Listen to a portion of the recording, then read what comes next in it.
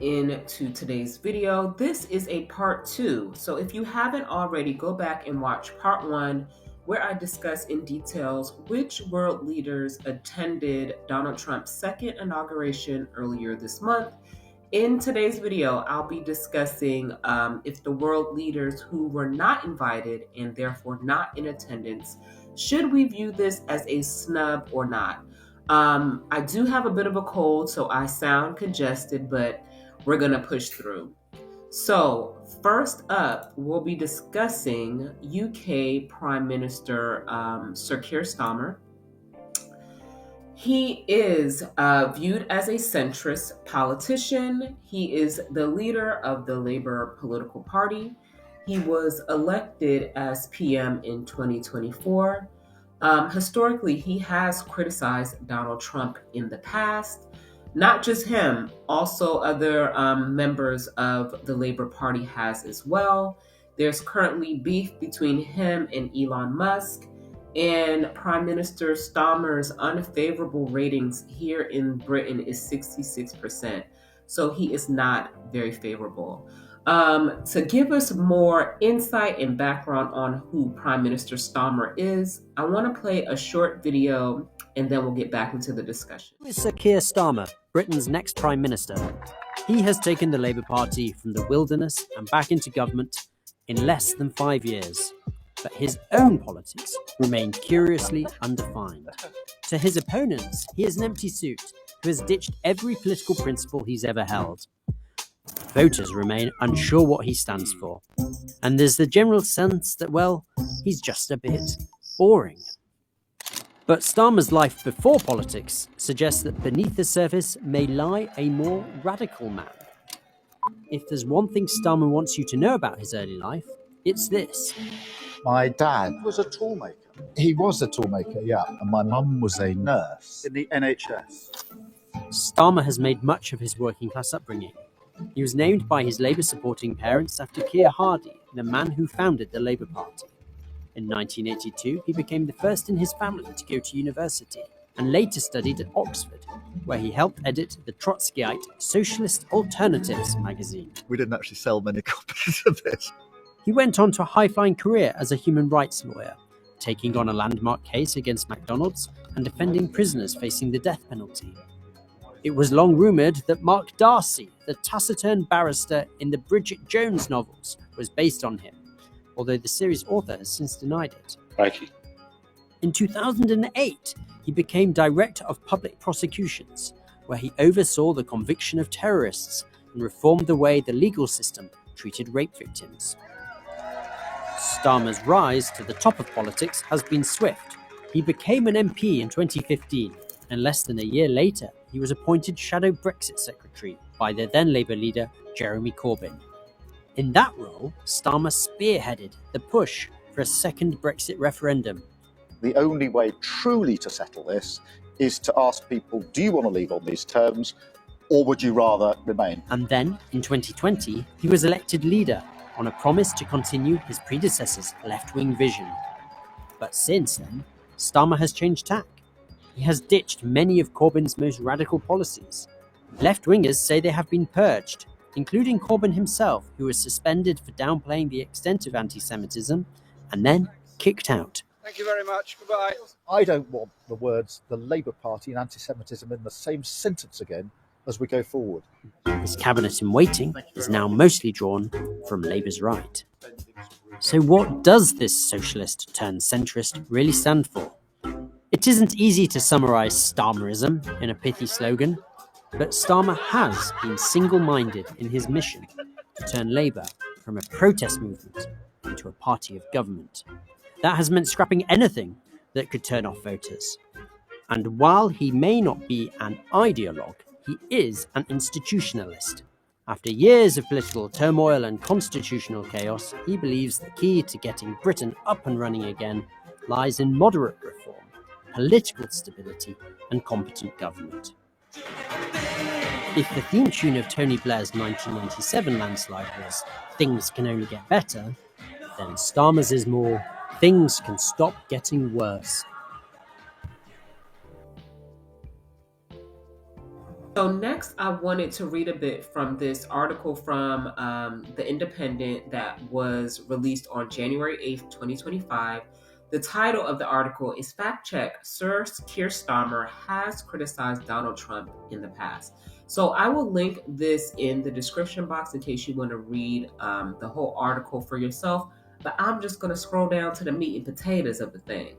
So it says, Sir Keir has criticized Mr. Trump in the past and has spoken of his beliefs as repugnant. However, there does not appear to be any evidence that he has directly used the term racist to describe the president-elect.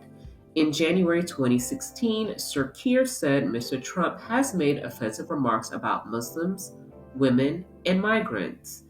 In Parliament the same month, Sir Keir said of Mr. Trump, what lies at the heart of his belief that Muslims should be banned is that he thinks they are all dangerous.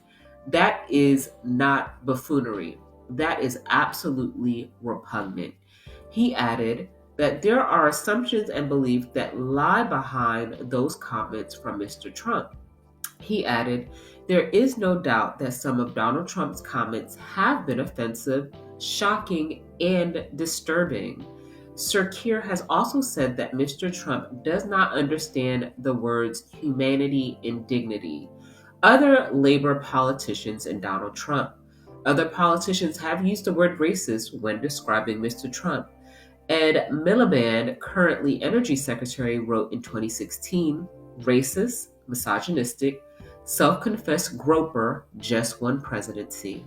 David Lammy, the Foreign Secretary, wrote in 2017, I will be on the streets protesting racist and KKK/neo-Nazi sympathizer Trump. Labor campaigners in the U.S.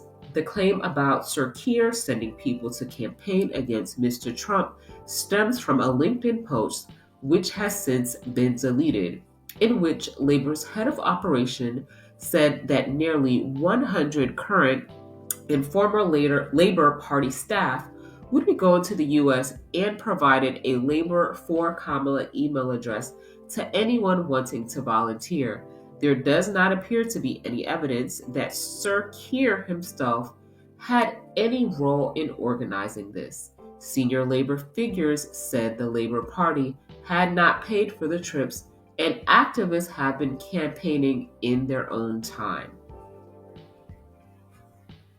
Donald Trump said he has a very good relationship with Sir Keir Starmer, adding the Prime Minister has done a very good job thus far.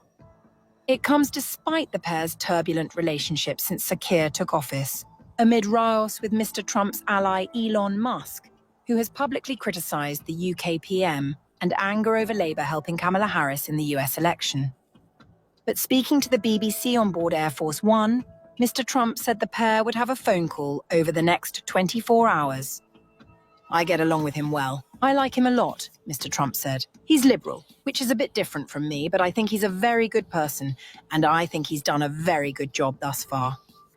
The president added the UK was being considered the destination for the first international trip of his second term. He said, it could be Saudi Arabia, it could be UK. Traditionally, it could be UK. Sir Keir most recently met with Mr. Trump at Trump Tower in New York during the presidential campaign. The pair also spoke on the phone following Mr. Trump's election victory, with Downing Street saying both men agreed the relationship between the UK and the US was incredibly strong and would continue to thrive. So the next world leader we're going to discuss is Ursula von der Leyen. She is currently the president of the European Commission. She was re-elected to a second term in 2024. She is the first woman to have held this post. She is the former German defense minister, and she is a conservative-leaning politician. She was also not invited and therefore not in attendance at Donald Trump's second inauguration. Let's watch another short video clip to find out more about Ursula von der Leyen. For the first time in its 61-year history, the European Union's top job will be held by a woman. EU lawmakers have narrowly endorsed the long-serving German minister, Ursula von der Leyen, as the European Commission's new president. She's promised ambitious social, environmental and immigration reforms. But as Sarah Morris reports, the new president isn't without controversy. This is the woman who'll shape the future of Europe. Ursula von der Leyen, the current German defence minister, was a surprise last-minute candidate for the job. To secure the presidency, she needed the majority of the European Parliament to back her, and they have, but only just. 383 votes in favour and 327 against. I feel so honoured and I'm overwhelmed, and I thank you for the trust you placed in me. The trust you placed in me is confidence you placed in Europe. Your confidence in a united and a strong Europe, from east to west, from south to north. Von der Leyen is a centre-right politician, but also a virtually federalist, and has said she'd like to see a United States of Europe. But in a bid to attract votes from the divided parliament, her policy pledges were designed to appeal to nationalists, federalists and environmentalists alike. She says she'd back another delay on Brexit, admits migration is a divisive challenge for Europe and has lofty climate ambitions. I want Europe to become the first climate-neutral continent in the world by 2050. But von der Leyen's appointment is controversial. EU leaders rejected the original nominees and settled on what's widely seen as a Franco-German compromise. It puts Frenchwoman Christine Lagarde in charge of the European Central Bank and gives the Commission to von der Leyen, a long-time ally of German Chancellor Angela Merkel. And there are plenty within the European Parliament who don't think von der Leyen is up to the challenge. She did never do a good job in Germany as Ministry for the Families, as Minister for Labour and Social Affairs, and as Minister of Defence. Why should I expect that she will do a good job here as Commissioner's President? Politically, von der Leyen's not expected to be all that different from her predecessor, Jean-Claude Juncker. That's something like... Okay, so that short video I just played gave us more insight on who Ursula von der Leyen is, but what did she say regarding Trump's second term and how she perceives she and the wider European Commission, European Union will work with Donald Trump and his administration? Let's get into that. I'm glad to be here at the EPC. It's a good opportunity to discuss all the issues with the fellow European leaders that we share. Let me take the opportunity to again congratulate Donald J. Trump for his clear victory. I'm looking forward to working with him again to strengthen the transatlantic bond. All right, so we just heard from the head of the European Commission. Now let's hear from President Trump about his plans on working with the EU. From the standpoint of America, the EU treats us very, very unfairly, very badly. They have a large tax that we know about, and a VAT tax, and it's a very substantial one. Hundreds of billions of dollars of deficits with the EU, and nobody's happy with it, and we're going to do something about it, but nobody's happy with it. So I think the EU has to speed up their process.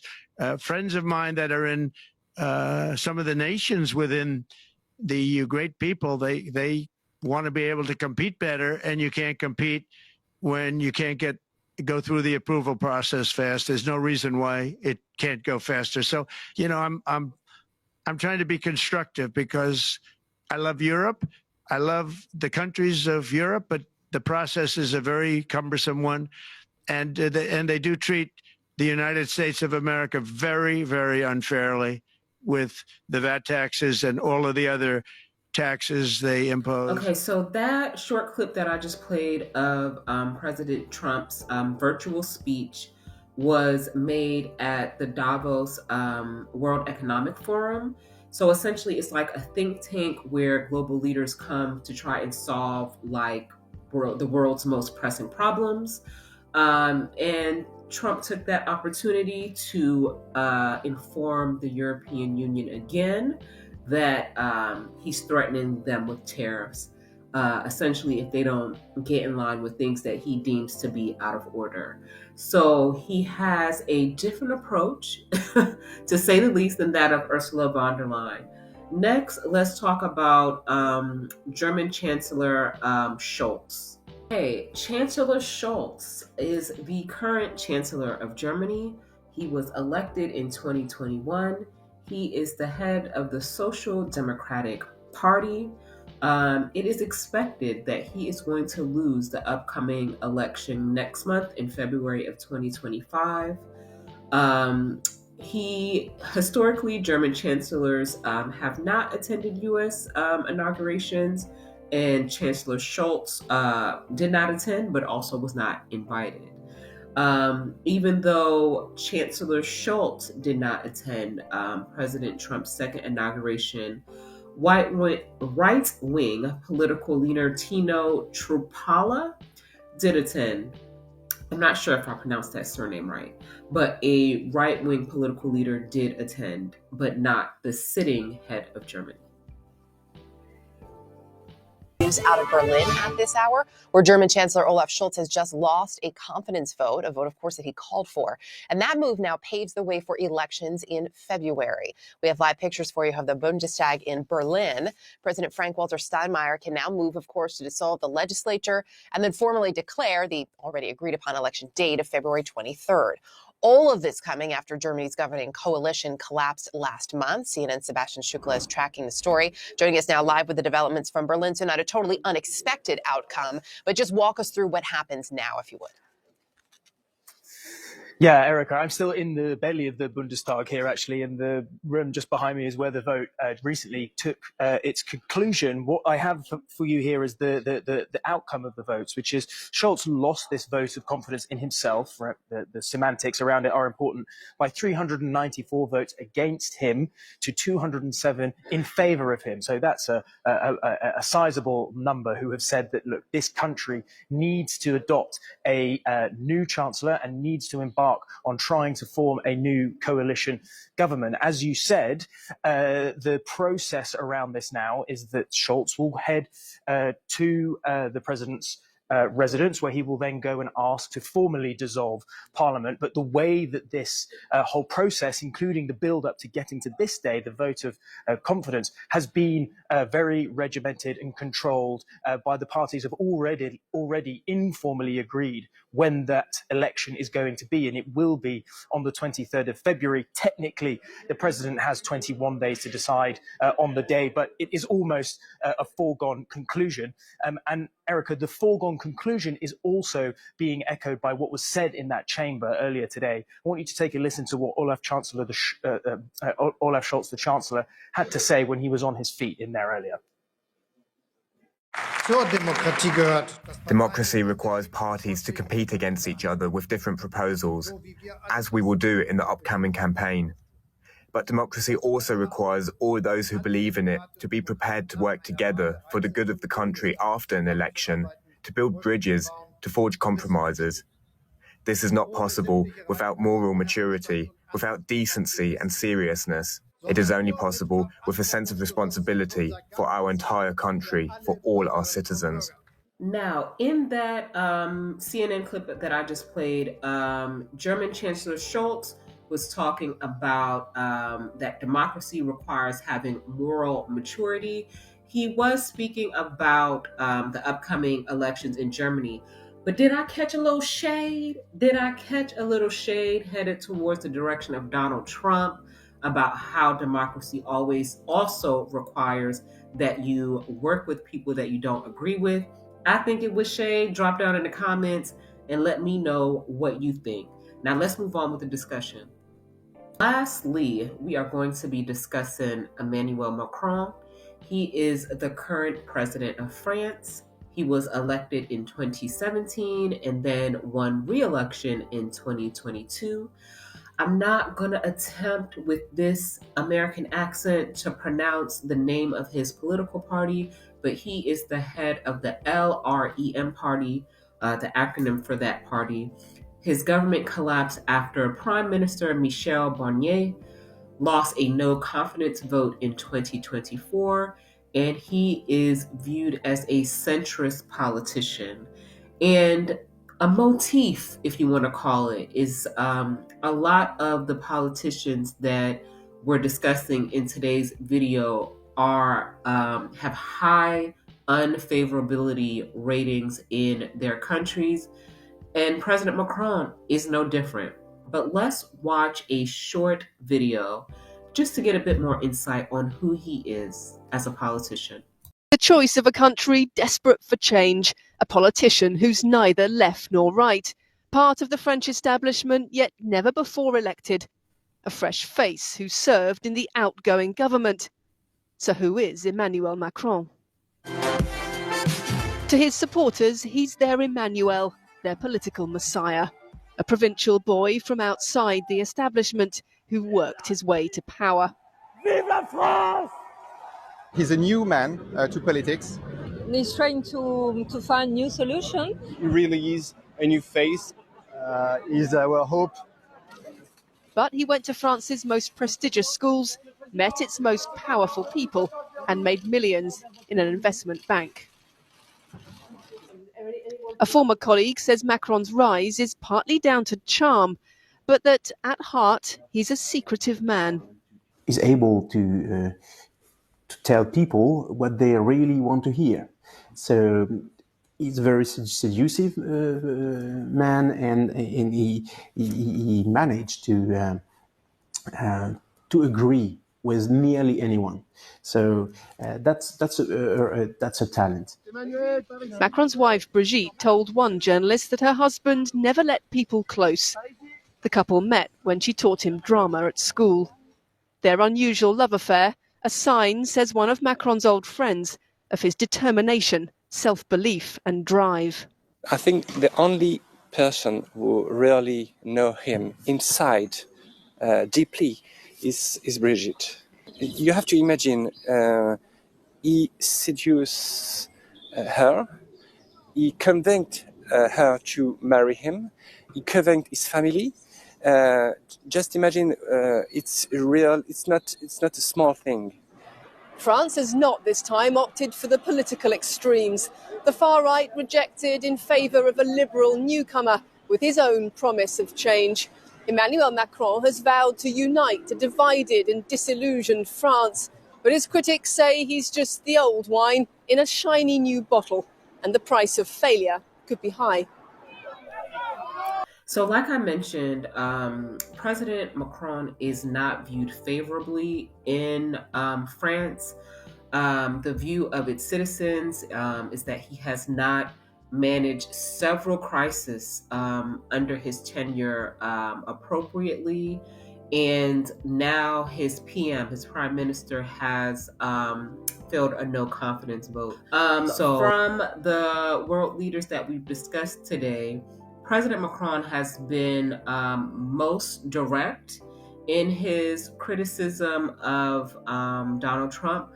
Sir Keir Starmer has been a bit, but I want to play a video clip that shows both Chancellor Olaf and President Macron making public statements following Donald Trump's re-election. Of tariffs from the new U.S. president is high on the agenda for the leaders of two of Europe's most powerful nations. Macron is hosting German Chancellor Olaf Scholz at the Élysée Palace in Paris. The French leader said Europeans need to protect their sovereignty, which includes supporting key economic sectors such as automobiles, steel, and chemical manufacturing. Scholz, who faces elections next month, acknowledged that dealing with Trump will not be easy. President Trump is going to be a challenge. Europe and the US have long had a strong friendship and partnership, and we want to build on this foundation. President Trump has taken, or actually announced, a series of decisions already, and we will analyze them all with our European partners. So, as I mentioned earlier, there are some commonalities between these four world leaders. Now, all of these points do not apply to all 4 of them, but it applies to the majority of them. So most of these world leaders are viewed as centrist politicians. They currently have low favorability ratings in their home countries. Most of them have not publicly criticized Trump. As I mentioned earlier, in my opinion, Emmanuel Macron has been the most direct in his criticism, and Sir Keir Starmer's criticism came prior to his election as PM. All of them are also establishment or traditional politicians, and most of them are left-leaning in their political ideologies or are part of political parties that are left-leaning. I will also add, even though it's not on this slide, a lot of these world leaders are involved in some type of controversy in their home country. As I mentioned earlier, Chancellor Scholz is facing re-election that he is expected to lose. Sir Keir Starmer is currently in a kerfuffle with Elon Musk, who is a close ally of Donald Trump. And Emmanuel Macron has faced several criticism within his home country of France. No, Keir Starmer has not been snubbed because he isn't invited to Trump's inauguration. The article starts by saying Donald Trump will be sworn in as the 47th president of the United States of America today. But Keir Starmer will not be there. Instead, the UK government will be represented by Dame Karen Pierce, Britain's ambassador to the US. According to many on the right of British politics, this is a huge snub for the Prime Minister. Previous criticism of Trump by Starmer and much of his cabinet is the reason why the PM has not been given a ticket to the big events, they insist. However, the awkward truth for Starmer's critics is that analysis by the highly respected Press Association shows that no British Prime Minister has ever attended the inauguration of an American president, going all the way back when records of visits began in 1874. The U.S. State Department maintains a list of every visit by a UK leader to the country, starting with Prime Minister Ramsay MacDonald in 1929. They show that there was no visit by a UK leader to the US in 2021, the year of Joe Biden's inauguration. Then Prime Minister Theresa May did visit Washington, D.C. in January 2017, but not until a week after Trump's first inauguration. Barack Obama was first sworn in on January 20th, 2009, but it was not until early March that year that Prime Minister Gordon Brown visited the States. Tony Blair went to America around a month later, after George Bush became president in 2001, while it also took a month for John Mayer to visit Bill Clinton after his first term in office began in 1993. The earliest visit by a UK leader following a US president's inauguration in the last century was when Alec Douglas Home crossed the Atlantic 2 days after Lyndon Johnson was sworn into office in 1963. He was there to attend the funeral of Johnson's assassinated predecessor, John F. Kennedy. Starmer's official spokesman insisted today that it was entirely normal for a British PM not to attend a presidential inauguration. He also insisted that there has been no snub for the PM, despite the fact that Italian Prime Minister Giorgia Meloni has been invited to the event. Ultimately, the UK and US have got a unique relationship when it comes to a wide range of issues, the spokesman said. And the Prime Minister and President Trump have already had many conversations about, where we can deepen that relationship, and we look forward to continuing to work together in the years to come. So in conclusion, no, these world leaders were not snubbed. That is because there is no precedent of sitting world leaders attending the inauguration of U.S. presidents. However, Donald Trump, being Donald Trump, did invite sitting world leaders like Argentinian President Javier Milei in Italian Prime Minister Giorgia Meloni. But that is outside of the custom and norms. But per usual, Donald Trump does whatever the hell he wants. Thank you so much for watching. Don't forget to like, share, and subscribe to my channel. I post new videos every Monday. See y'all next time.